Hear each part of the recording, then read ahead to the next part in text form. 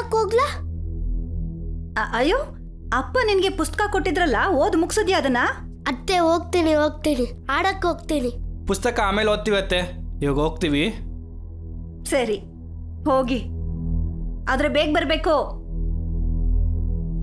ನಾನ್ ಹುಡ್ಕೊಂಡ್ ಬರೋ ತರ ಮಾಡ್ಕೋಬೇಡಿ.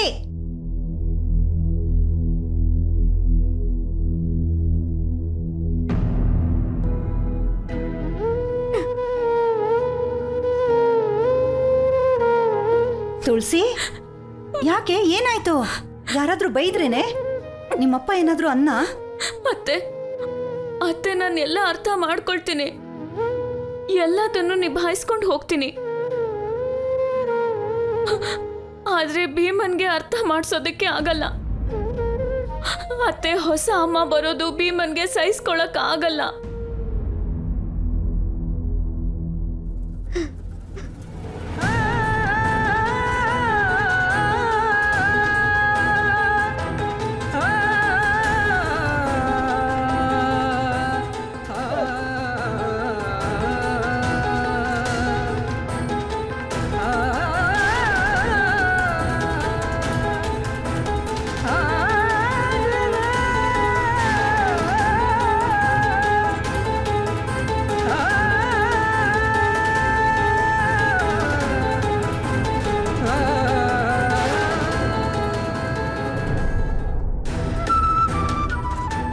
ಭೀಮಾ, ನೀನಾ?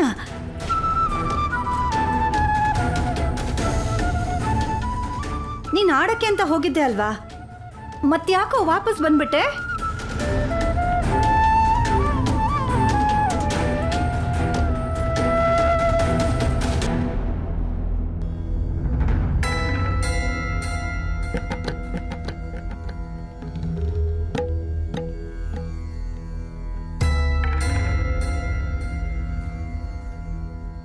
ನನ್ ಚೆಂಡು ತಗೊಂಡು ಹೋಗಕ್ ಬಂದೆ.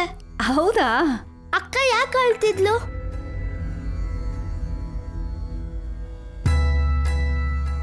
ಹೆಂಗಸರು ದುಃಖನ ನಿನಗೆ ಹೇಗಪ್ಪ ಹೇಳಲಿ ನಾನು? ಹೆಣ್ಣು ತನ್ನ ಜನ್ಮ ಪಡೆಯುವಾಗಲೇ ಕಣ್ಣಲ್ಲಿ ಕಣ್ಣೀರ್ನ ತುಂಬ್ಕೊಂಡು ಬರ್ತಾಳೆ. ಯಾರಿಗೂ ಕೂಡ ಅವಳ ದುಃಖ ಅರ್ಥ ಆಗಲ್ಲ ಕಣೋ. ಆ ಕಣ್ಣೀರ್ನ ಯಾರೂ ಒರ್ಸಕ್ಕಾಗಲ್ಲ. ಅತ್ತೆ, ಏನ್ ಹೇಳ್ತಾ ಇದೀಯ ನೀನು?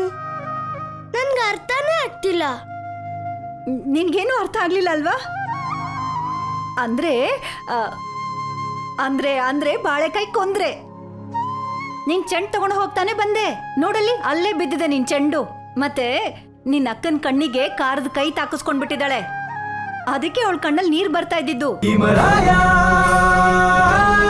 ನನ್ನ ಭೀಮರಾಯ.